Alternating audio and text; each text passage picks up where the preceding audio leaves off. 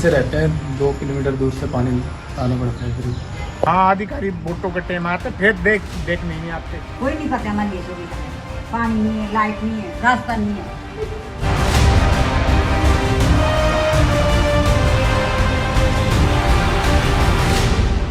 40 से ज्यादा नदियां उत्तराखंड में बहती हैं, फिर भी उत्तराखंड का ये गांव पानी की बूंद बूंद को मोहताज है। जहां एक ओर सरकार दावा करती है कि कश्मीर के कोने कोने में बिजली पानी पहुंचा दिया गया है, तो वहीं दूसरी ओर उत्तराखंड का एक गांव है जहां लोग पानी के लिए कई किलोमीटर दूर जाते हैं, तो बिजली के लिए सोलर सिस्टम पर निर्भर हैं और बच्चे पढ़ने के लिए रोज मीलों की दूरी तय करते हैं। बुरा हाल है जी, बुरा हाल हो रहा। रात भर मच्छर खाते, दिन में भी खाते, रात को भी खाते, लाइट नहीं, पानी नहीं, रोड नहीं। देखते ही ना हमारे को गरीब बोलते कि गरीबी हटानी, गरीबी नहीं हटा रहे, गरीबों को हटा रहे।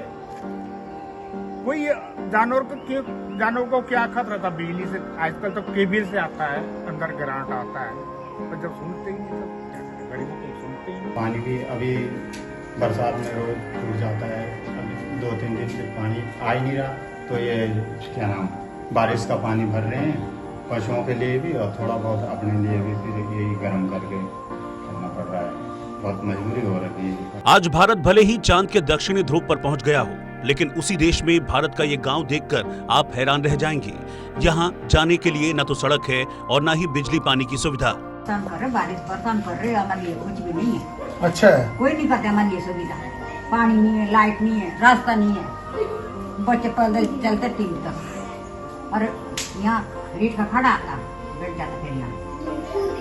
क्या करेगी, मजबूरी है, कोई सुविधा नहीं। कई बार आ चुके हैं, पत्रकार लोग भी आए और नेता लोग भी आते हैं फिर बोल के चले जाते हैं, फिर काम मजबूरी हो रही है हमें तो।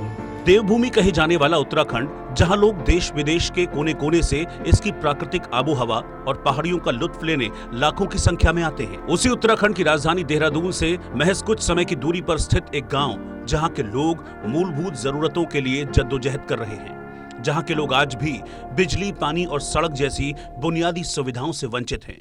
आज हम आधुनिक भारत की बात करते हैं, डिजिटल इंडिया की बात करते हैं। आज हम आपको ऐसे गांव से रूबरू कराएंगे, ऐसी जगह से रूबरू कराएंगे, हिंदुस्तान में है, उत्तराखंड में है, देहरादून में है, जहां न तो सड़क है, न तो पानी है। आप आश्चर्य कर जाओगे, न तो यहाँ बिजली है। आज बात डिजिटल भारत की चल रही है, लेकिन इस गांव में मोबाइल नेटवर्क का सिग्नल भी बड़ी मुश्किल से मिल पाता है। नेटवर्क नहीं है, मोबाइल में एक भी जो नेटवर्क का डंडा होता वो भी नहीं है। बहुत से लोग ऐसे हैं। राजधानी से चंद मिनटों पर स्थित ये गांव, जहां चुनाव के समय नेता बड़े बड़े चुनावी वादे करके आते हैं और फिर वापस अगले इलेक्शन में ही नजर आते हैं। राजधानी की चकाचौंध और लंबी चौड़ी सड़कों से महज थोड़ी दूरी पर मौजूद चिड़ी गांव नेताओं के चुनावी वादों में सिमट कर रह गया है। नेता लोग वोटों के टाइम पे आते, फिर नहीं आते। अधिकारी आते हैं? हाँ, अधिकारी वोटों के टाइम आते, फिर देख नहीं आते। तो वोट देने जाते हो आप? जाते ही फिर उस वक्त बोलते हैं कि हम सब कुछ करेंगे, बाद में शकल नहीं दिखा। चिड़ी वैली में कितने परिवार हैं? परिवार तो यहाँ हो गया 25-30 गुजर बस गए यहाँ, इधर भी और 12-13 परिवार हमारे। बड़े मुश्किल से रहते हैं, 2 किलोमीटर दूर से पानी आना पड़ता है, फिर उसके साथ गुजारा करना पड़ता है। बच्चे कहाँ पढ़ते हैं? बच्चे टिमली पढ़ते हैं। अच्छा, रोज टिमली जाते हैं, फिर टिमली से आते हैं। हाँ। बच्चों के लिए जो जरूरत की चीजें होती हैं, खान पान की चीजें होती हैं, वो कहाँ से आते हैं? वो भी टिमली से आती है, जो खान पान की अपनी होती है। अच्छा, मतलब ये चिड़ी वैली में कुछ ऐसा नहीं है कि जो आपको मिलता हो। उत्तराखंड के गढ़वाल रीजन में बसा ये चिड़ी वैली गांव आज भी अपनी बुनियादी सुविधाओं के इंतजार में है। बुनियादी सुविधाओं से वंचित होने के बाद भी यहाँ के लोगों की हिम्मत और जज्बा कम नहीं हुआ है। क्या बूढ़े, क्या बुजुर्ग, क्या जवान, यहाँ के बच्चे भी बड़े सपने लिए, देश के लिए कुछ कर गुजरने का हौसला लिए बढ़ रहे हैं। स्कूल जाना चाहते हो? क्या बनना चाहते हो? फौजी।